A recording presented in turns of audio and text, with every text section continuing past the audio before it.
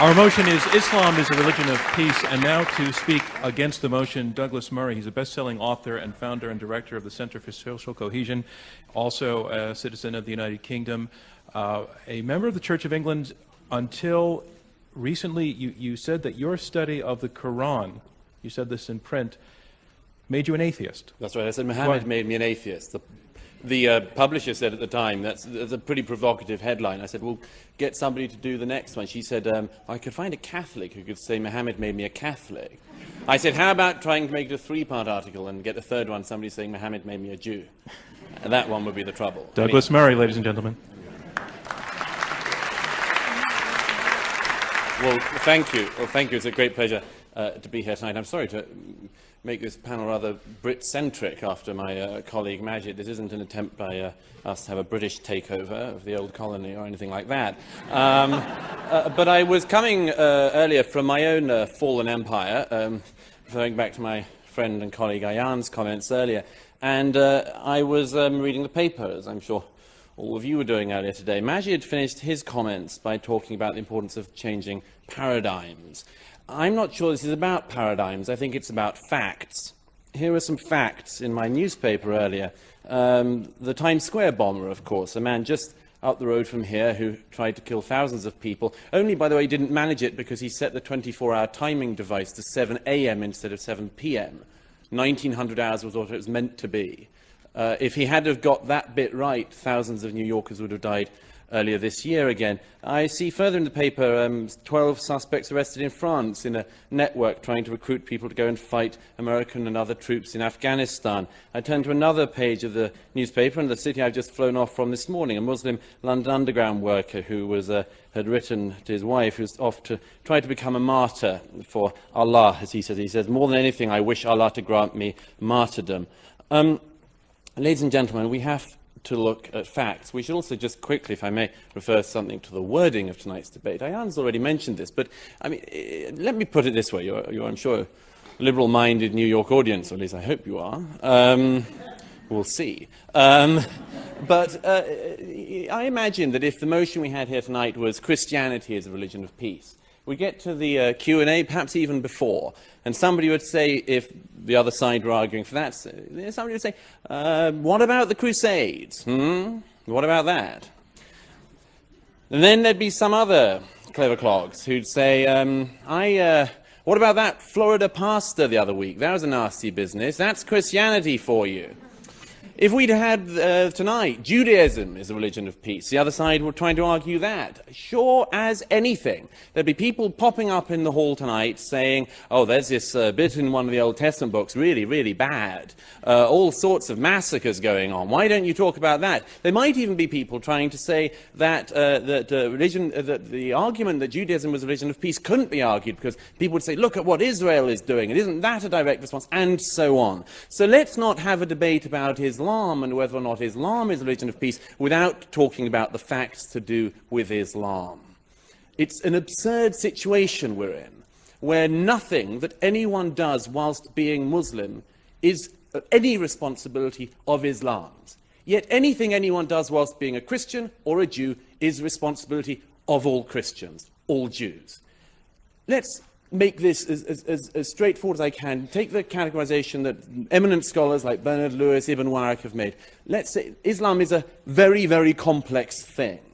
And the best way I can do this in the very short time I have is say you have three Islams. Islam 1, 2, and 3. Islam 1, the Quran and the life of Muhammad and the Hadith. Islam 2, the tradition of the Sharia. Islam 3, what Muslims do now. The first of those things, Islam, the Quran, and so on, is bad. It is bad. There is a lot of violence in it. And what's worse, the peaceful verses are superseded by the violent verses. The violent verses also, sadly, are more numerous in number. Then you've got the life of Muhammad. Again, a bad man. A very bad man, it has to be said. Not a great role model, if you look at it. Takes child brides, abuses a small girl, multiple wives, himself a warrior, himself a war criminal, himself beheads Jews. This, I would have thought, would be a signal of not great peacefulness. Then you've got the tradition of the Sharia. Again, not great peacefulness. Still, no schools of Sharia that people in this hall would want to submit to. And thirdly, what Muslims do now. Thankfully, there is some hope in that one. Because most Muslims, thank goodness, I almost said thank God, but old habits die hard. Most Muslims don't do what those texts say, because they exercise their judgment as moral beings without having to refer to defunct holy books. Now look, I wish that Zebra and Majid were the spokespeople of Islam. It would be lovely, although in Majid's case it would have taken rather too long if everyone had to go for 14 years preaching the downfall of America and then said, no, not so much. But we are where we are. Anyhow, I wish they spoke for Islam. It would be great. But the fact is that tonight, the organisers of this debate asked a number of clerics. None of them would show. Specifically, they wouldn't show and debate against Ayaan Hirsi Ali. Myself, I don't think they cared. But no, it's very interesting that they will not debate. Time and again, the actual leaders of your religion will not debate this. And you're left with people like we have here. The reason why is, of course, is that the leaders of the religion show such terrible lessons. It is not a small thing. It's not, as it were, a detail. It's not like a wacky Florida pastor. That you've got the largest Sunni state of Saudi Arabia, the most important Sunni state in the world, the most extraordinary closed prison of a society. It's not a detail, it's not a one-off nut job. The Shiite Republic of Iran is what it is, led by the people it's led by. That is not an accident, it's not a detail. The thing that worries me is that although tonight we hear from the fellow panellists here about how Islam is a religion of peace, the fact is that the people who are making the decisions in the religion, the people who are preaching the religion, the heads of that religion, people like Sheikh Qaradawi, who broadcasts anti-Semitic, the most appalling filth every week on the main networks, that is the faith that's speaking for you guys. I wish that, Zeba, you were on every week on Al Jazeera, but you're not. Qaradawi is. The problem is that Islam is an unstable component, as a religion, an unstable component. 1,000 years ago, the Mu'tazilites tried to reform the religion. They were wiped out. The fact is that Islam is many things, many, many things. But to say it's a religion of peace is nonsense. It's to ignore reality. It's to ignore very difficult but necessary facts, not paradigms, but facts. To say that Islam is a religion of peace is to say something based entirely on hope. It's to elevate a hope into truth. And I hope, as you all know, history teaches us that's a very bad thing to do. Thank you. Thank you, Dr. Smart. Society evolves. And we recognize that for every other faith and for every other piece of literature, yet when it comes to Islam, somehow we want to suspend Douglas Murray. what we've learned about that and quote verbatim from texts. Yes, we read things in their context. I mean, you read Chaucer in context. Chaucer doesn't have followers. He doesn't have 1.4 billion people who believe everything. Sorry, I quoted Martin Luther, not Chaucer. Or are meant to believe everything. I suppose Martin Luther does have followers. If you allowed me to speak, I'd address your Luther point. Yeah. I'll get there, I promise. Right. You don't have followers of Shakespeare who insist on, or are meant to be insist on line by line following everything Shakespeare did and believing everything he wrote. That's because it's literature. Actually, what's happening, Majid, is you've put your finger on the problem. Absolutely. It's not us that isn't applying the rigorous critical faculties. We're applying them to the Quran as we would to any other work of literature. You're not, because you can't. Let me just ask you again. Martin Luther was a fundamentalist, wasn't he? Absolutely. All Christians will agree with you that he was a fundamentalist. Can I now answer Majid's Please. Yes. And then I want to bring in Zeba. If there were currently Lutheran, there are Lutherans around. You meet them occasionally in Scandinavia and so on. Very nice it is. And peaceable guys they are by and large. If, however, there was a large proportion of Lutherans somewhere in Scandinavia that started blowing up non-Lutherans, or no, sorry, let's be absolutely right, started massacring peasants. Do you think the people would say, hang on a minute, let's not criticize Martin Luther. He did that by the standards of his time. We shouldn't criticize his followers all that much. We shouldn't point out what he said and so on. No, we just say, don't go and massacre peasants. Full stop. It was rubbish at Douglas, the time, it's rubbish now. It's the same with the Quran. You're missing the point. If you're failing to judge... Majid's trying to imply that the whole extremist problem is a sort of misreading by engineers and literary critics. Unfortunately, that's simply not the case, hasn't been historically in Islam, and isn't now.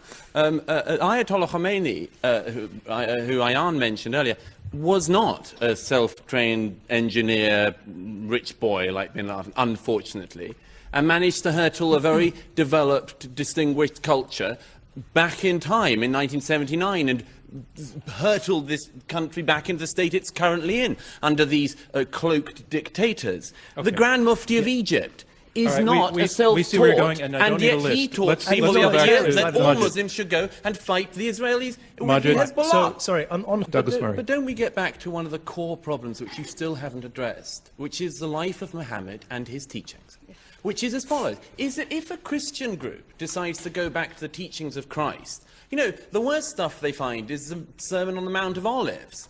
They can find one verse where Jesus is said, I think the Gospel of St. Matthew, to have said, I come not to bring peace but a sword. But the rest of it is all love thy neighbour and all that sort of stuff. If you're a Christian group looking to go back to the sources of Christianity, you just find a lot of, well, hippie stuff for a lot of modern people.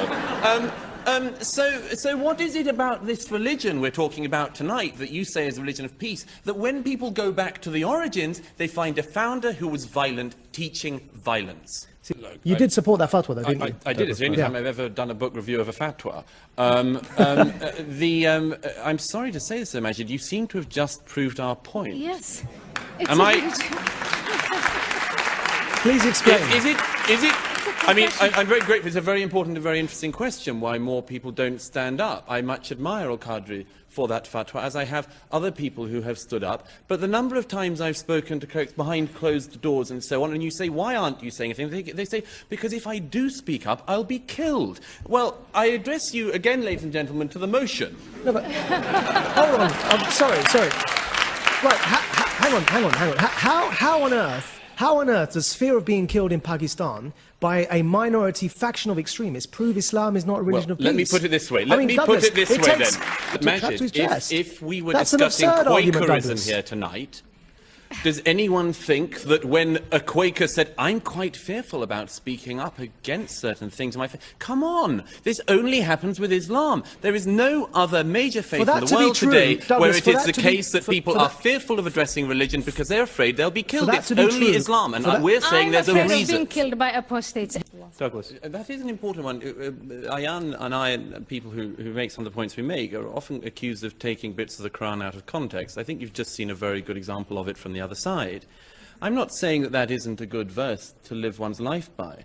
One cannot just simply quote the verse about there being no compulsion in religion, as And though you it can't doesn't quote have the other ones either a without follow-on. context. It has As a though it follow-on. doesn't So have a do those follow-on, and ones. as Ayan has just showed you, As it does has those a ones. follow-on. So I think this gets back to the very important question the lady halfway back there made, which is whether or not this can be a religion of peace. I believe it can be, and when I said earlier there are three types of Islam I identified, I said the first one, the scriptures, the life of Muhammad and so on, bad. Second one, Sharia, interpretations, bad. But thirdly, the way Muslims live their lives today, in this country and countries like it, that is our source for hope. And the source of hope for that is that they individually use, like many people do religion. I'm not a religious person, Ayan isn't either. But we recognize the fact that people of religious faith have the right to that faith, should practice that faith, should have no fear of practicing that faith. There's no problem with this. But it's a private matter, and one which people come to very strange private arrangements about. And I just wanted to add this, which is that if those people are going to be able to reform that faith into the religion of peace you're talking about,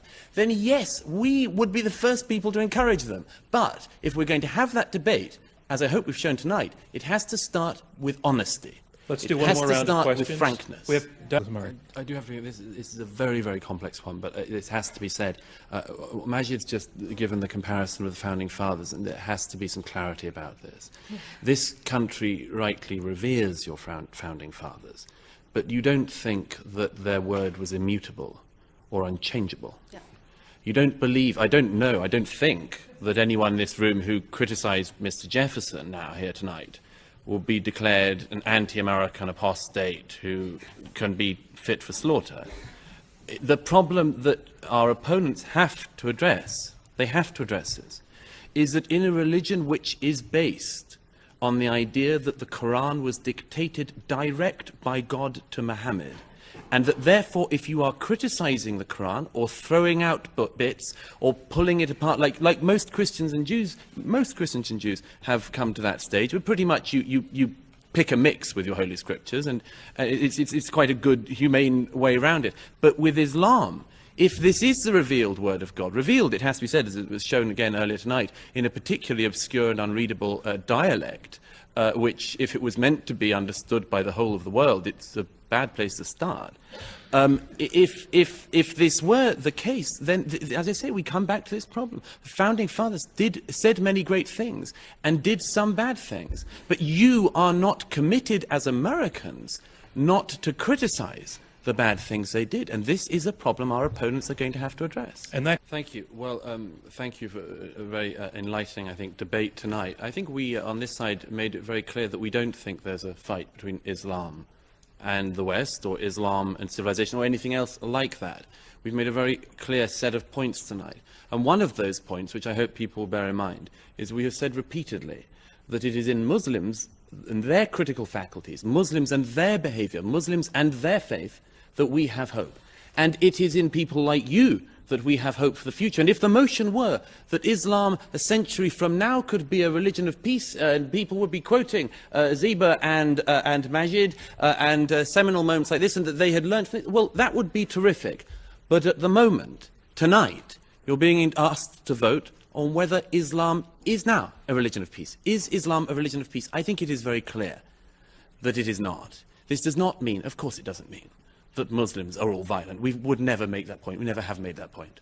Nor does it mean that there isn't hope in the future. Nor does it mean that we have to have continual clashes till the end of time. But it means we have to start by being honest. We have to be frank about what we see in Islamic history, in Islamic conquests, and in Islamic scripts. We have to be frank about that. In societies which Islam dominated, conquered, and subdued the peoples in the Middle Ages, people who were not Muslims were sometimes allowed to remain in those societies, but they were allowed to do so only by having second-class status, dhimmi status. I would ask you tonight, ladies and gentlemen, not to be dhimmis, not to have second-class status, not to vote for things because